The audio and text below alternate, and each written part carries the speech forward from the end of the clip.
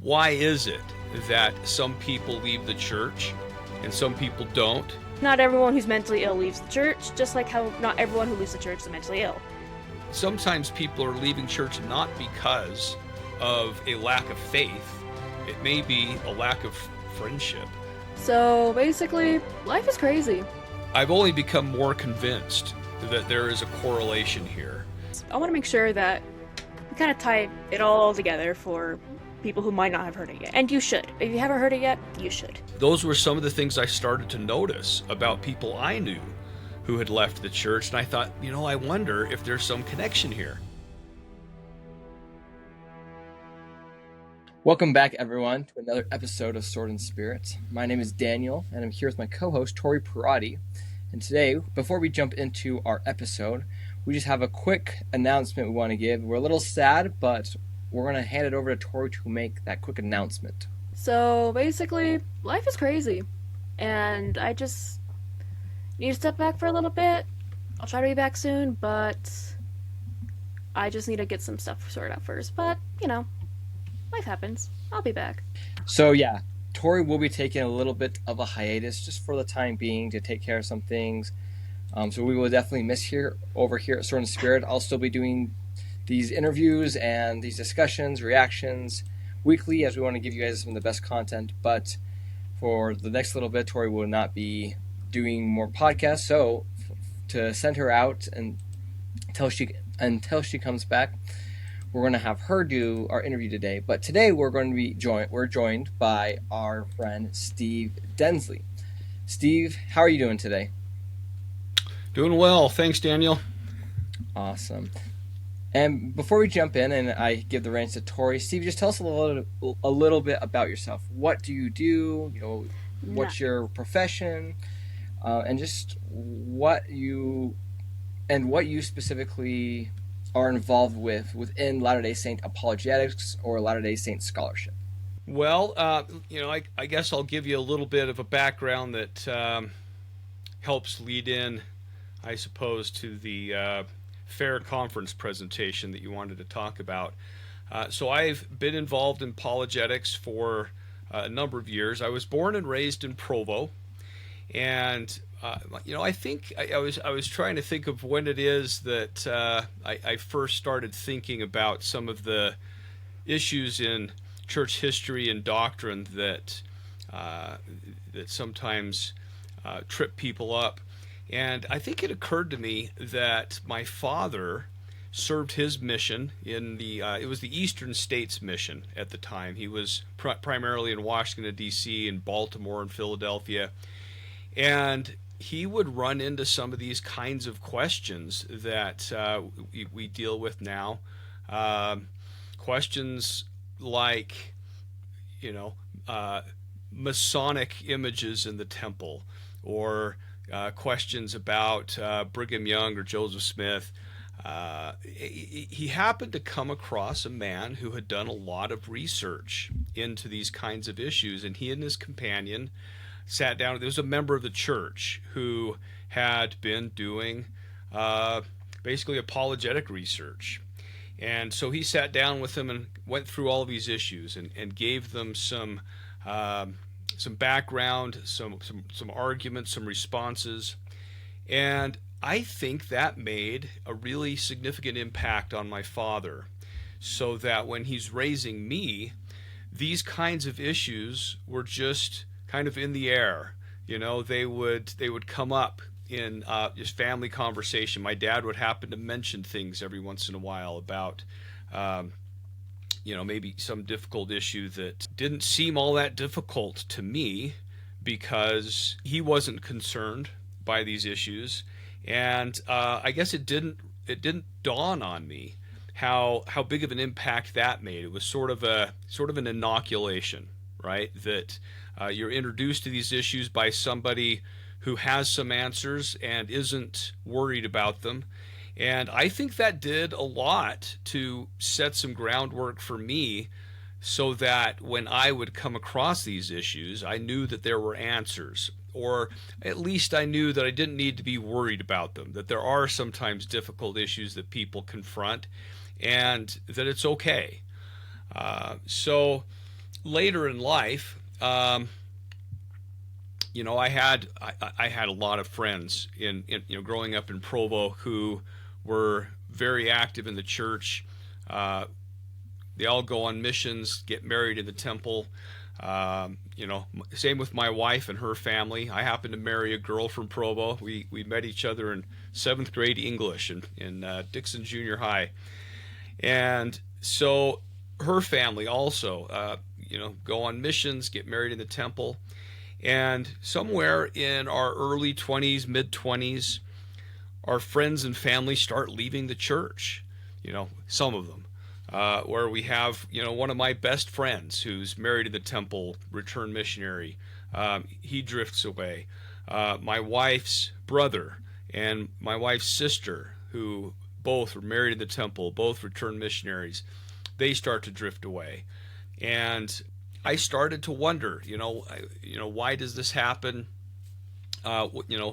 What's going on? What is it that they are concerned about that doesn't bother me? As far as I could tell, they didn't know anything that I didn't know. So why is it that they were concerned and I wasn't? So this was a real issue and started to become more and more of an issue as I got older, as other family members, other friends would leave the church. So somewhere around 15, 20 years ago, my father-in-law started to get really interested in FAIR. And he was telling me, you ought to come to these conferences and, you ought to read what they're writing. And so I started to get involved a little bit with attending conferences at FAIR. This was about the time that podcasts were brand new, and there weren't really any podcasts that were supportive of the church. At the time there was this podcast, I think it was called Samuel the Mormonite, I think was one of them. It was an anti-Mormon podcast. And there was another one called Mormon Stories that started to come around, about that time. And so as I was attending these FAIR conferences, one time I went up to Scott Gordon and told him, you really ought to start a podcast. And, he said, yeah, we've been talking about doing that. It sounds like a good idea. As it turns out, I got involved in helping to produce the podcast. And so we called it the Mormon Faircast. And it's the way it works in apologetics organizations. They, will kind of take whoever is willing to dig in and do the work.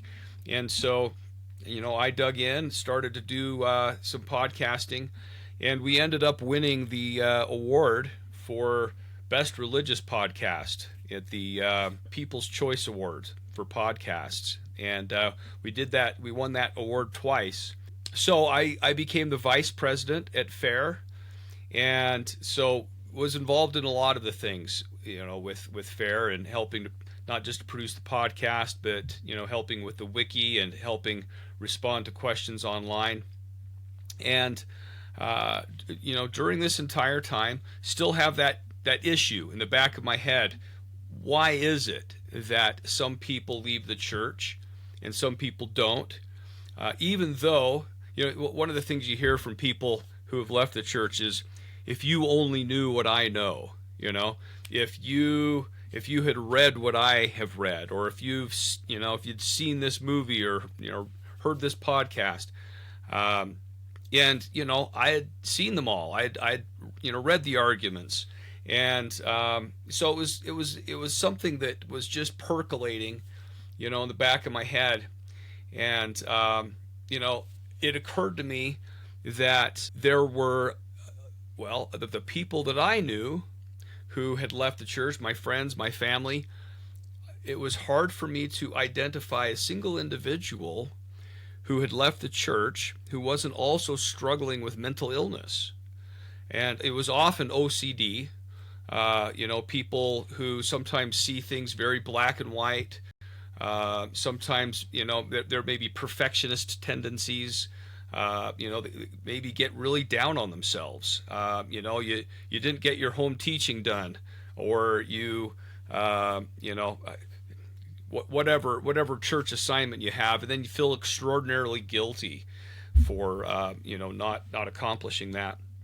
Those were some of the things I started to notice about people I knew who had left the church, and I thought, I wonder if there's some connection here, that people who are experiencing depression and anxiety that leave the church, and they maybe say that there are these different issues that are really bothering them when they don't bother me, and and there are other people I knew that knew all the same issues that weren't that concerned. And I think ironically it may have been a Mormon Stories episode where somebody happened to mention about mental illness and the cognitive distortions that mental illness can create. And I thought, well, maybe there's something there. So I started to get into the psychological literature and study these issues of the way in which anxiety and depression can change our perceptions of the world. That we can see things differently than than they are. Somebody, we all know somebody who has a perception of themselves, for example, that we think, that's not right. For example, someone who's experiencing anorexia, they feel they have a body image that is distorted, that they feel like, I need to lose weight, and I don't look good enough, and the rest of us look at them and say, you look, unhealthy. you're not you've lost too much weight, but they don't see it, and that's a cognitive distortion that they're experiencing due to mental illness. So anyway, I think that's probably a longer introduction than you wanted, but that gives you kind of an idea of how I got into this topic and how I gained an interest in responding to issues of why people left the church. That's awesome. And you know what? Let's just talk about mental illness. Why not? We're here for it. So, let's actually get into your presentation with all the background and with the connections you started to make. But my first question is, how are you ethically able to study that, if that makes sense? Well, it's hard, isn't it? Because whenever you're using human test subjects, when you're trying to draw a correlation, we we don't want to introduce harmful stimuli to human test subjects to see how they compare to the control group. And so when we think about causation, it's a very difficult thing when we're dealing with human beings, and sometimes we're only left with correlations, and sometimes even that's hard. So there have been public opinion surveys, there have been polls where people have asked these questions about why did you leave the church, and it can be difficult to gather information in that way. When you ask someone why they left, I've noticed how some people will tell one story in one occasion, and then you hear another story in another occasion, and you start to get the sense that there are probably a variety of reasons why people leave the church, and they may not really understand themselves. That there is some kind of deep-rooted discontent. What's causing that discontent? Sometimes people will say, well, it was this issue, or this person, or this event. And it's sometimes easier to see. There are some very simple examples of how it is that mental illness, for example, can cause somebody to draw back from church. So, for example, if someone is experiencing depression and they find it hard to get out of bed in the morning, and their church starts at 9 o'clock, and they're not there, it may be because they're still in bed and they don't feel like facing the world. It may have nothing to do with their testimony. And that's the kind of thing that can cause people to drift out of activity. If someone is experiencing a social phobia, and or maybe they get overstimulated in large groups, they may come and sit in the lobby, or maybe it's as much as they can handle to sit in sacrament meeting, and they're in this large group of people, and it's they're getting overstimulated in this crowd, and maybe they leave early, or maybe they don't stick around for the second hour. And our impression often is, well, there's a problem with their testimony. There's something, maybe they're offended, but maybe it's simply that psychologically, mentally, they just are worn out. They're exhausted, and it was as much as they could do to come to that first hour. So those are just some examples of some kind of obvious mental health challenges that people may have, that can make it hard for people to continue with church activity. And if we understood that, we can, well, first of all, we can show people a little more grace, a little more patience, not jump to conclusions so fast about why somebody is not coming. And if they understand that about themselves, maybe they can show themselves a little more grace, right? That they could understand. What? This is just how I process things. This is just a unique aspect of my mental makeup, my emotional makeup, and it's okay. And so one of the examples I told in my Fair Conference presentation was the example of Steve Young, and what a big difference it made for him to have a bishop who was willing to make some adjustments for him and make some accommodations for him. Now, neither one of them understood that mental illness had anything to do with how Steve Young was feeling, but he was really having a difficult time with the idea of going on a mission. And he's racked with guilt about it. So he's this freshman at BYU, and really thinking, I don't know how I can go on a mission. He was from Connecticut.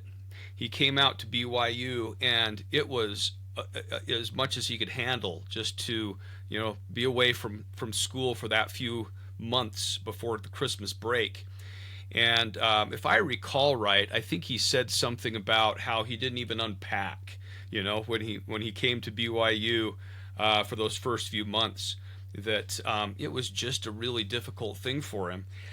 And so when he went back to Connecticut for Christmas break, he decided that he was going to tell his bishop, I don't think I can go on a mission. He felt really guilty about this, but at the same time, the bishop was getting the impression that Steve was going to come talk to him and was going to tell him that he didn't want to go on a mission and that it was okay. All right, so and this is around that same time when every young man is being told you need to serve a mission, and it's your responsibility and it's your duty. And we all knew who Steve Young was, and I think it was pretty obvious. He didn't go on a mission. It was something that everybody kind of knew. I always assumed it was because he wanted to develop his football career, but he was something like 8th string, on the football team. He was not doing well as a freshman. And so, it wasn't so much that he felt like I need to develop my football career, but that I don't think I can be away from home from that long. So when he went to his bishop had already received this impression that it's okay if Steve Young doesn't go on a mission. And so when Steve came in to talk to him, the bishop said, I feel like that for you, that this what would be best for you is to live your life in a way that you're a great example and that you are, a Christ-like person, so that you are leading people to Christ in your example, but that you don't need to be doing that as a missionary. And it wasn't until Steve Young was in his 30s that he was diagnosed with a mental illness. He had separation anxiety, and they didn't know that. Nobody knew what that was. And so, that's one of the things that's been really interesting, is that, the whole field of psychology is really fairly young, and it's developing all the time. It wasn't until, I want to say the 1980s that OCD was actually added to the Diagnostic and Statistical Manual for diagnosing mental illnesses.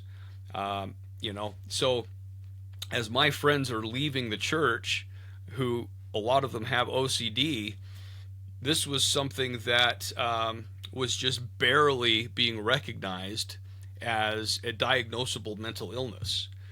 And, growing up, my brother-in-law, for example, he would, as a kid, he'd tie his shoes, and then they didn't seem quite right. So he'd untie them and tie them again, and they weren't right. So he'd untie them and tie them again.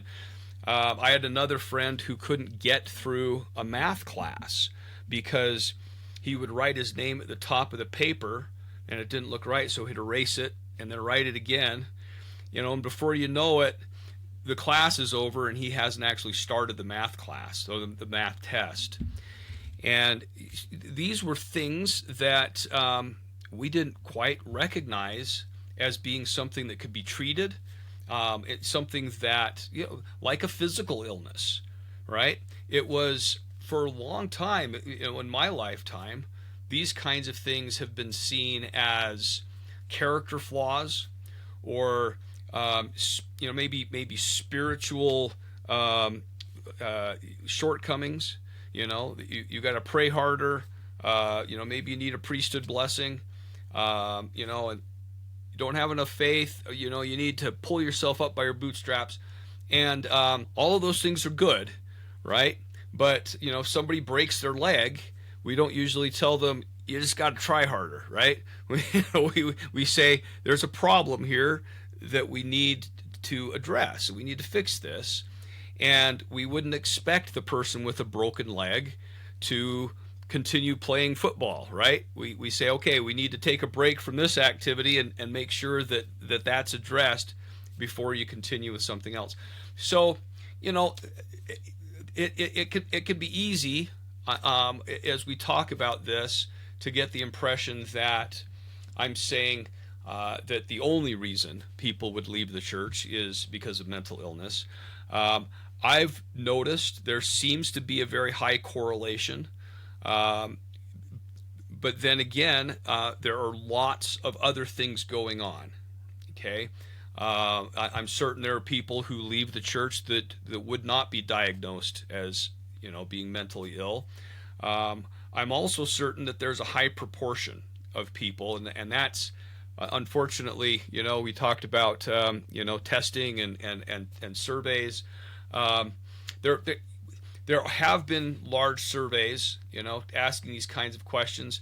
The Pew Forum did a survey a while back on just religion in general and why people have drifted away. They started coming up with so many different categories. They ran out. They just had so many different things that people were saying about, there's this issue, or there's this person, or sometimes it's simply that people change locations. They move to a new city. I heard some data recently about members of our church who become inactive, and very often it's because they move somewhere else and they don't have any friends in the new place where they are, and they don't feel maybe welcomed by the people in that area in their ward. If and some of them reported, if somebody would befriend them, that they probably would go back to church. And so sometimes people are leaving church not because of a lack of faith. It may be a lack of friendship. They don't feel welcome. They don't feel like that's their people. And so there are probably as many different reasons that people leave the church as there are people who leave the church. But having said that, mental illness is something that could overlay all of these different reasons. So if you're struggling with mental illness and you're moving to a new location, that could exacerbate that problem.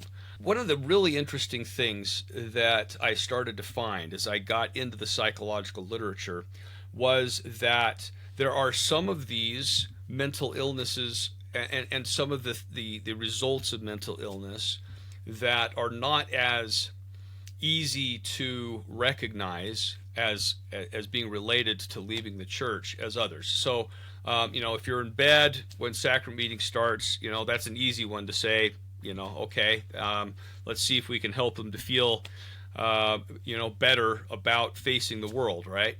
But one of the really interesting things I came across was that anxiety and depression cause cognitive distortions in people's minds that would make them especially vulnerable to doctrinal and historical problems. All right? And the reason for that is that when you are experiencing this kind of cognitive distortion that's caused by anxiety and depression, people, it's so fascinating, they're more likely to identify threatening information. Okay, and when information is ambiguous, they're more likely to interpret it as being threatening. There are some, there are studies where they'll have pictures, and they have somebody who doesn't experience anxiety, and they're asking them to identify threats within this picture, and then somebody who does experience anxiety, they identify things in the picture more easily, And I mean, I've thought about this as almost sort of a superpower. If you're walking through the jungle, the person who has anxiety is going to be more likely to be able to pick out the cheetah, or the cobra, that's lurking in the bushes, than the person who's happy-go-lucky and they're not worried about anything.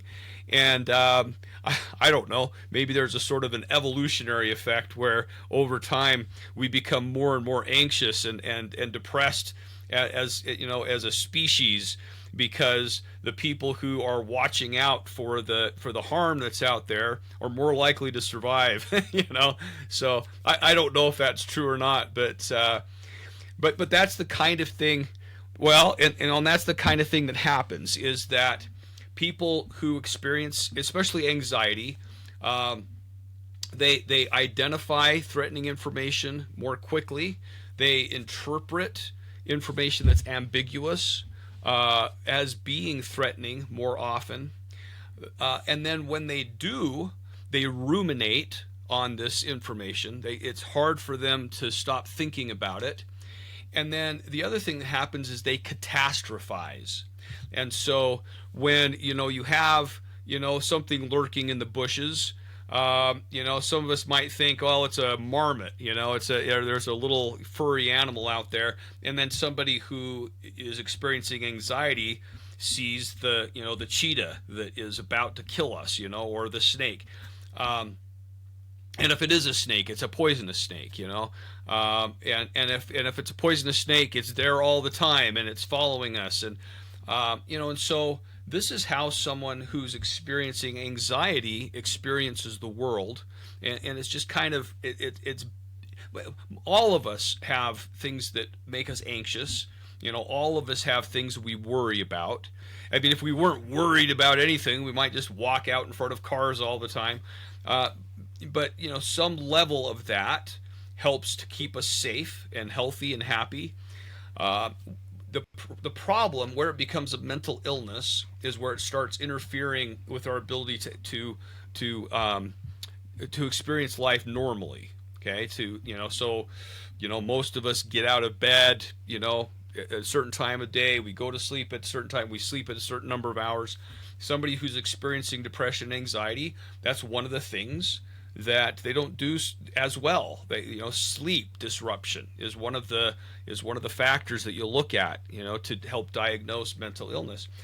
So when somebody who is experiencing anxiety and depression comes across challenging issues in history or church doctrine, then again, they identify the information as being threatening more quickly.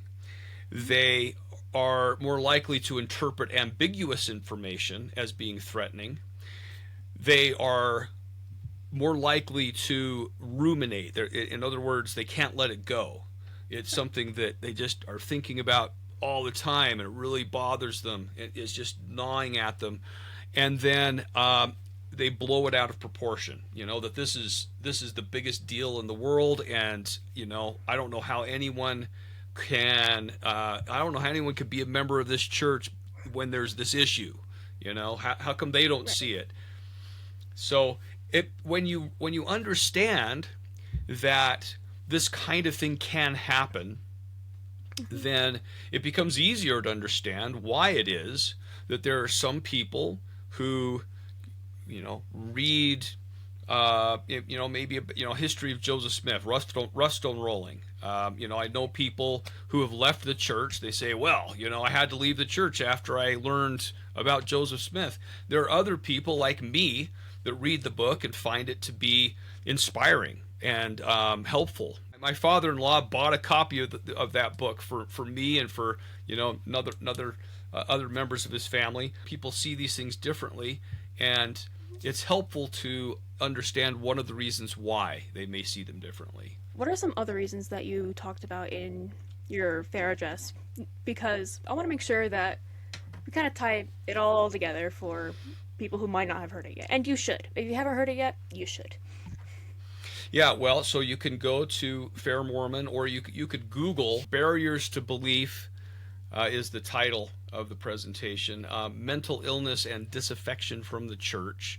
If you were to Google that, and Steve Densley, maybe I've got the presentation at the Fair conference, and then there's also an article in the Interpreter Foundation's journal that I published as a result of that presentation.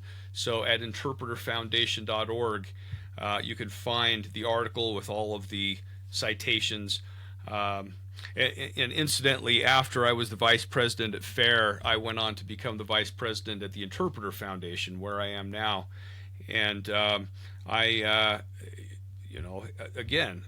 continued to work on research into church history, doctrine, and coming across people all the time who find these kinds of issues troubling. And boy, since I gave that FAIR presentation, I've only become more convinced that there is a correlation here. And Jana Reese did a survey on why people leave the church. Unfortunately, in all of these surveys, it doesn't occur to people so much to identify whether or not the survey respondents have mental illness. But one of the questions that Jana Reese asked, it kind of touches on this, because she was asking people why they left the church, and the reason people were giving, it was tied for first place among the reasons they gave for leaving the church, was that they felt judged or misunderstood. Okay, and so people, are going to church and feeling like, oh, these people don't understand me. They think I'm not a good Mormon. Well, it's very interesting, because that's one of the hallmarks of social anxiety disorder, or social phobia, is feeling judged. Okay, and social anxiety disorder is it's one of the most often diagnosed phobias. It affects about 15 million Americans, and it's the second most commonly diagnosed mental illness or anxiety disorder, just after specific phobia. Okay, so a specific phobia is, I'm scared of spiders, or yeah. So there's a specific thing.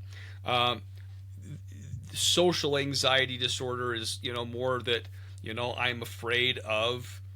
I'm afraid of saying something wrong in front of people. I'm afraid that people are going to be mad at me. And so you maybe withdraw because you don't want to risk. I don't want to risk offending somebody. I don't want to say the wrong thing. I Go was ahead. gonna say, so instead of like a snake in the bush, it's more like a judgmental Karen in the bush that they're worried about. Yeah, sure. I mean, people who, well, so you may ruminate. You go to church, you talk with people, you come home, and then you're sitting there in bed at night and you can't get to sleep because you're thinking, oh man, did I say something wrong? Did I, when I was speaking to Sister Smith, and I told her about, this, when I made this comment about her kids, was she offended by that? And did I say the wrong thing? And I mean, in church, we sometimes deal with sensitive issues. We're trying to minister to people who maybe are sick, maybe they've gone through some tragedy, and you can sometimes say the wrong thing. One of the interesting things about social anxiety disorder is that even though there are so many people that experience it and that there are treatments, only about 5% of the people who experience social anxiety disorder actually get treated. And that's true with a lot of mental illness. Is that, but in the church, in particular, I think people have felt like, this is not something that I should have to get help for. This is something that, if I could just tough it out, or if I just have more faith, pray more, that it'll work itself out. It's a very common response when people are on medication. I mean, it's one of the biggest problems is sometimes the medication, they maybe don't feel like themselves, and that it can be difficult for them to continue taking the medication. Maybe it makes them feel tired, or sometimes people experience ADD and they're kind of the life of the party, but then if they're taking their medication, kind of mellows them out, and then they feel like, well, I'm not as fun, if I'm taking this medication. It's so there are problems with people seeking treatment, but there are lots of issues that people experience. Another one that ends up being an issue at church is that it's very common for people to experience fear of public speaking. Okay, it's called glossophobia. It probably affects about 75% of the population. It's one of the things that it's so common. People are sometimes more afraid. There are more people who are afraid of public speaking than they are afraid of dying. And so, if you went to a funeral, most people in the audience would rather be in the coffin than giving a eulogy, because it's just so mortifying, right? Well, at church, that's what we ask people to do. We ask people to speak in public. Maybe it's not up on the stand, but maybe it's in a discussion in our Sunday school classes.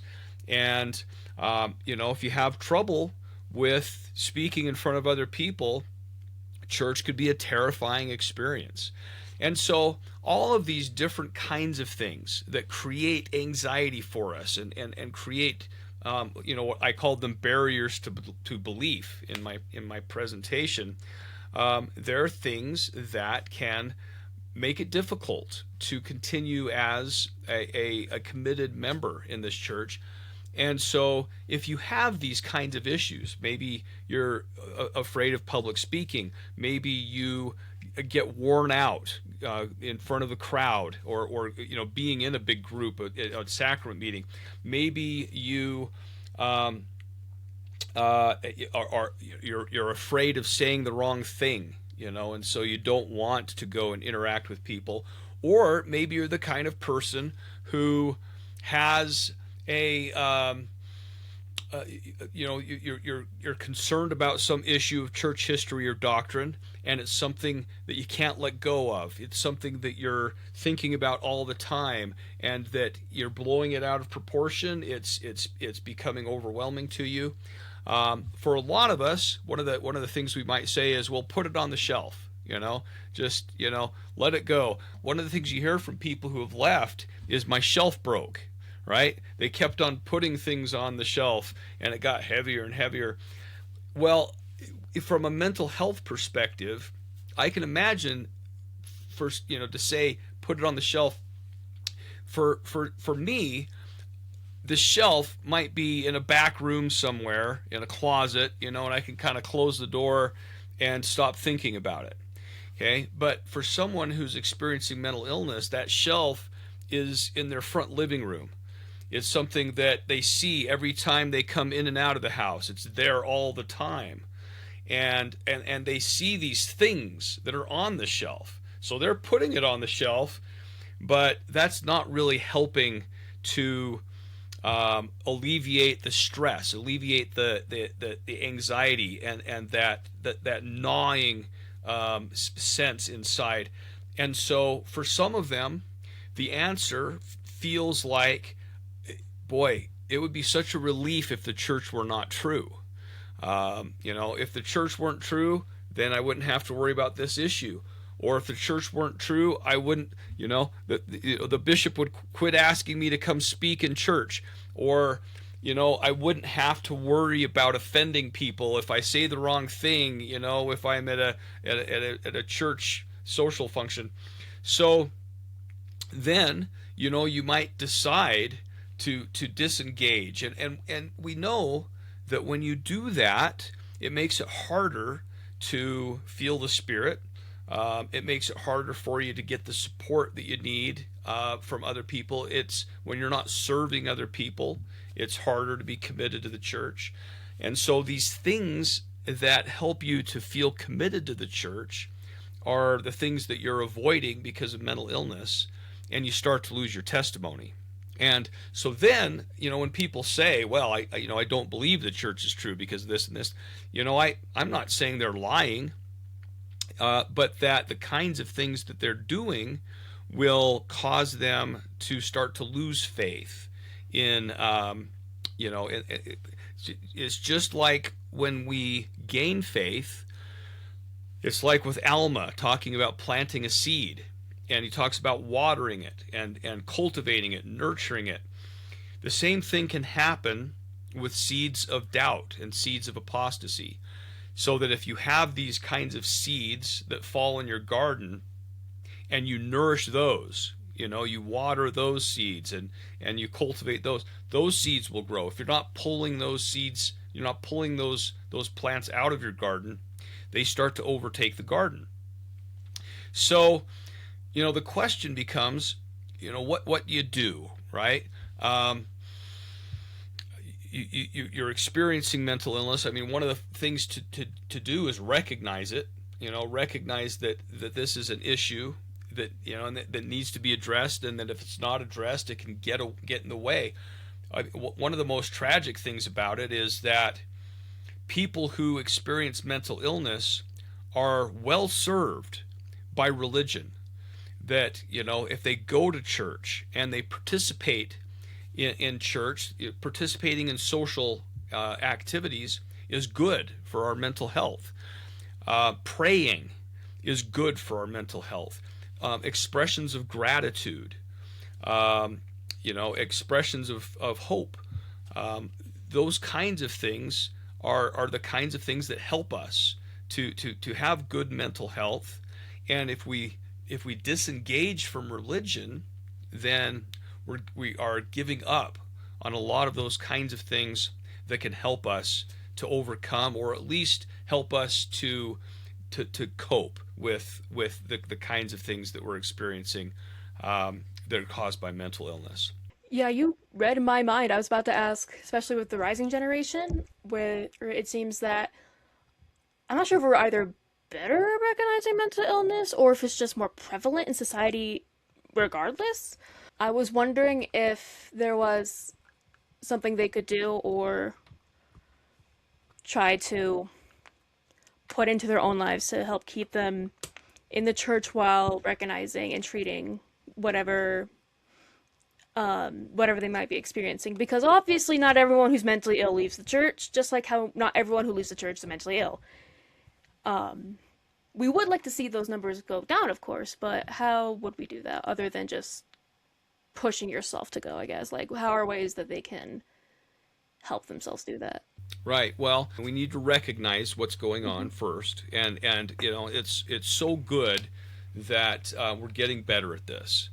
We are understanding that there are things like, well, religious scrupulosity, for example, toxic perfectionism, these kinds of things that as recently as 10 or 15 years ago, somebody may have been experiencing toxic perfectionism or religious scrupulosity and thinking that, I need to be going to the bishop every week confessing things, and I'm not feeling any better, and so the church must not be true. But then when they recognize that this is a mental disorder, that they can maybe help give themselves a break a little bit, right? That these kinds of things that they are feeling guilty about, it's not God that is telling them that they need to feel bad about themselves. It is a mental illness, and so then they need to do the work to recognize when these thoughts are starting to spiral out of control, and arrest the thought. Recognize it for what it is. This isn't God telling me I'm a bad person. This is the mental illness speaking, right? And then they need to find those things that help them to avoid those kinds of thought spirals, right? So one of the most effective things for helping people with mental illness is exercise. There are some things that we sometimes don't want to do, right? And they're the things that will help us. So exercise has been shown to be as effective or maybe more effective than medication. But then, the problem is, who wants to exercise, right? Sometimes it's a matter of finding the right kind of exercise that you can get excited about. And if you're doing it enough that it becomes something that you start to recognize, okay, I like what this is doing for me, and then you have to keep it up. Getting enough sleep, eating the right things, developing social connections, or simply practicing gratitude. Sometimes mental health therapists will tell people, keep a journal where you're writing down the things you're grateful for. You keep a gratitude journal that this happened and this was great. These are the kind of things we teach people in church, right? Generosity is another thing that it not only feeds our soul, it helps us to avoid these mental health demons. And they're the kinds of things that God has taught us that we should be doing. We should be expressing gratitude. We should be practicing generosity. We should be eating healthy. These kind of things help us to maintain good mental health. So our family and friends can help. Being in social groups, getting social support.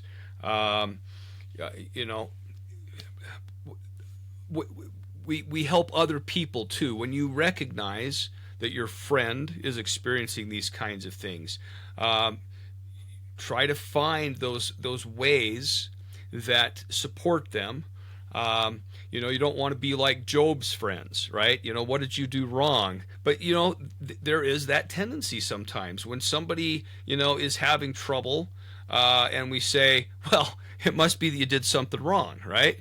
um, and I mean, let's be honest, often people do things that they shouldn't do, and it causes problems for them. But our response, maybe shouldn't be, well, you deserved it, right? um, we support each other, despite the fact that we do make mistakes, and we learn to be generous and patient, and those kind of things can help our friends and our family members who are experiencing mental illness. So we resist blaming. We show respect, and I'll tell you, I mean, for me, it's really made it a lot easier for me to practice charity when I've recognized that this person who is, if I'm in the in the bishopric and I'm asking them to give a talk, or extending a calling, and they're telling me no. I was always surprised how many people wouldn't say the prayer in sacrament meeting. And then there were some people who would say a prayer but would not give a talk, or vice versa. And when I'd kind of watched them a little bit, and I started to recognize some of the signs of maybe a social phobia, some anxiety, it's helped me to have a lot more patience toward people, and recognize, okay, this isn't an issue with the testimony. This isn't because they're lazy. They're struggling with something that I'm not struggling with. Sometimes a hormone thing, a chemical imbalance, but sometimes it's sort of a cognitive distortion. They're not seeing things correctly, so they maybe think nobody's going to want to hear what I have to say, or I'm going to say something wrong, and I'll get up there, I'll be saying the prayer, and then people will be judging me, saying, well, that was a terrible prayer, right? I won't say the right things during this prayer. So when we understand that people experience those kinds of thoughts and feelings, it can be easier for us to give them a break, and then find ways for them to participate that where they're comfortable. What is their comfort level? And boy, I've noticed too that it's transformative when people begin participating in a way they're comfortable with, that it expands, and they're able to do more, and they want to do more. And when they are being served by others, it's more motivating to them to serve other people. And so bishops, people who, maybe a teacher in a Sunday school class, we have these opportunities to recognize when people are struggling, and we can reach out to them and help them. One of the other really important things that we can do in the church is to help people understand correct doctrine, because the doctrine of the church is so beautiful when it comes to these kinds of issues. When we think about, God can't forgive me. What I've done is just too terrible. I'm never going to be able to. I'm never going to make it. I'm not going to be perfect, right? And then when we come to understand that, the doctrine of grace, the doctrine of repentance, the doctrine of forgiveness, and we understand that it's not our perfection that's going to save us, but being perfect in Christ, that it's Christ's perfection that saves us. And that what we need to do is we need to accept what Christ has done for us. We do that through entering into covenants. We enter into a familial relationship. Christ becomes our Father. and we're his children. And as that happens, when Christ stands at the judgment bar, when he's arguing our case, he's not saying, look at Troi and look at all of the good things she did, or look at Troi and look at, there are all these bad things she could have done and she didn't. What he does is he says, look at me who sacrificed for Troi. I paid the debt for Troi, and Troi has accepted that. And so you should let Troi in, because she's been willing to take upon herself the name of Christ and always remember him and keep his commandments so that she can have the Spirit to be with her. He's not saying Troi should come in because she's perfect and she's never done anything wrong. And so when we recognize that, it's important to practice obedience. It's important to practice repentance. But the reason we're doing it is not because we're not getting to heaven unless we've been flawless. We do it because it's part of, one of the things it does is it helps to demonstrate our willingness to become Christ-like. Okay? And so we're within that covenant relationship that justifies us.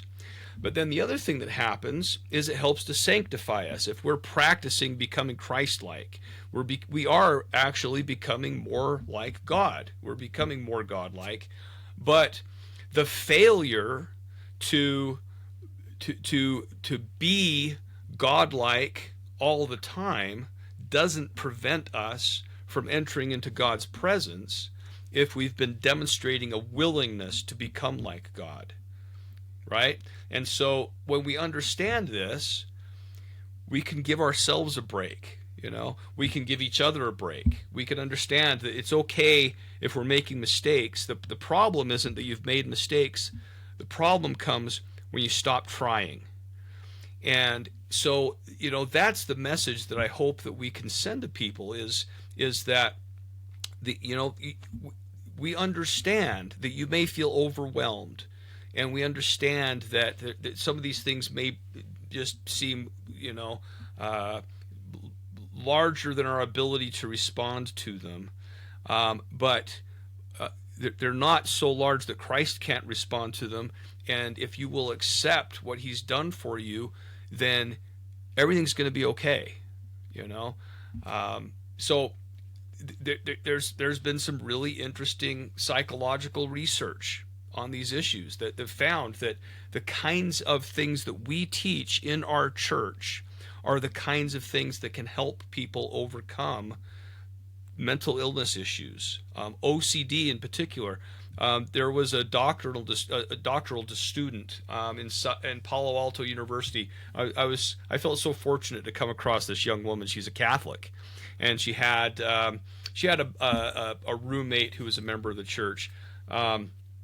Her name was Michelle Medeiros, and she did a study on OCD and how OCD, how people from different religious backgrounds, respond to OCD, and she found that more religious Mormons were more likely to report lower levels of obsessions and compulsions, and that less religious Mormons were more likely to report higher levels of compulsions.